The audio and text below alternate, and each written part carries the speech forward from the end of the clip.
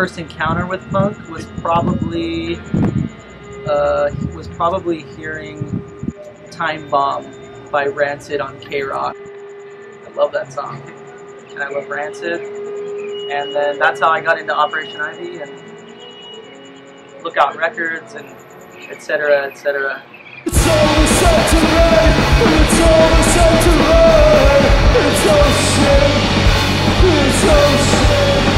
There used to be a great record shop in Fullerton called Bionic Records, and I really did love Rancid and NoFX and Green Day and all those bands back in the day when I was in junior high. And I would go to that record store, and there would be like, if you go to like the Rancid section, you like open the, you like flip through the records, and it would say Rancid, also see Common Rider, Operation Ivy, Downfall, whatever, all those bands. And then you like, I would be like, oh, and I'd go to the next, I would like buy all those bands' records, and then, you know, it would say like Lookout Records or Hellcat and all that.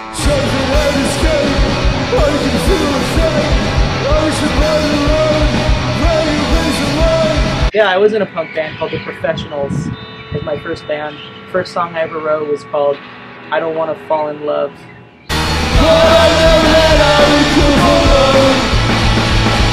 So when you started Girl Tears, was it, you guys are kind of known for like the short songs. Is that like a stylistic decision early on?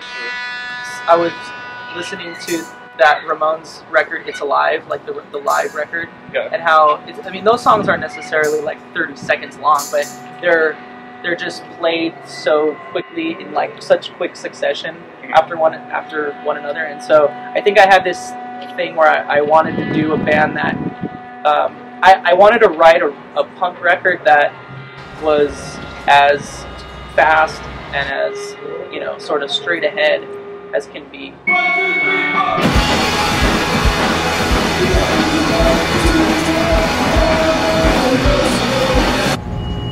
Yeah, I just like good songs.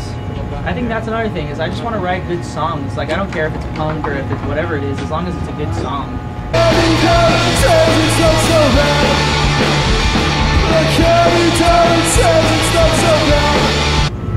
Art, I think in general, is like trying to capture thought or an idea or a feeling or something.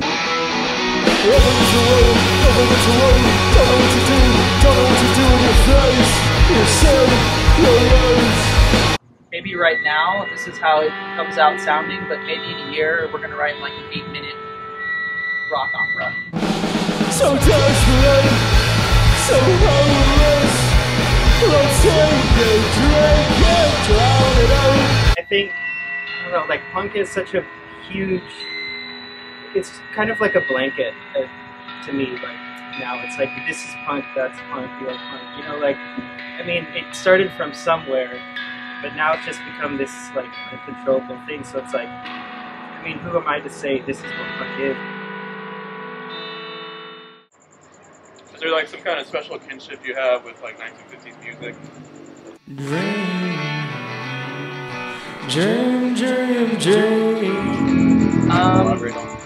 Well, my dad was born in 1949, and so he's like a child of the 50s, and growing up, he listened, like, all I heard growing up was Everly Brothers, Elvis Presley, you know, Roy Orbison. And I think we were just talking the other day about how in the 50s was kind of like the first time, at least in the US, where like teenage culture had like came into like existence.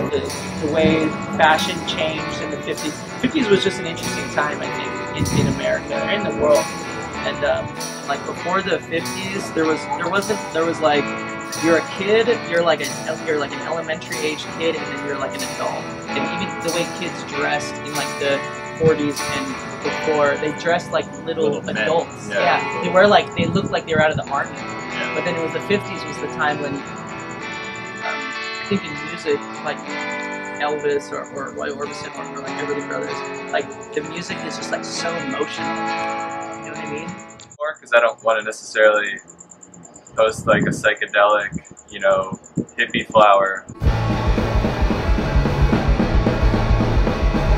weird because I was doing it anyways. It's like I had these books full he has like of books, sketches and stuff. just like books of drawings. So you know. it was kind of just like almost out of like ease. Like we already had content, you know. So like, I could just add the show information to the right or something. But yeah, I've always loved Raymond Pettibon, his aesthetic.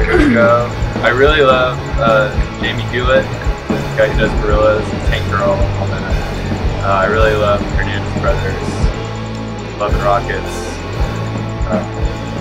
heavy, you know, high contrast black and white stuff. It's all about being hyper consistent. Just I am, like visually. So if there's a flyer, I feel bad sometimes because a lot of times there's a flyer that already exists for a show, and I'll remake a flyer just so it fits our aesthetic a little bit more. It's like, oh well, you can just pump this stuff out so quick. We should just draw all the flyers. No, I think it kind of just came about naturally. We all talk about how we love bands who can create a world that the music lives in, like whether it's Nine Inch Nails or the Ramones or Black Flag, like Operation ID. I mean, people listen to music because, you know, they connect with, you know, whatever the emotion behind it. It's not just something, to me anyway, it's not just something you turn on and listen to and then forget about. Like, would you say you have like a fascination with death, or like a preoccupation with your relationship with Well, death? it kind of when we started the band in 2013, and I got married in 2012. So all those songs on Tension that we wrote were like in my first year of marriage.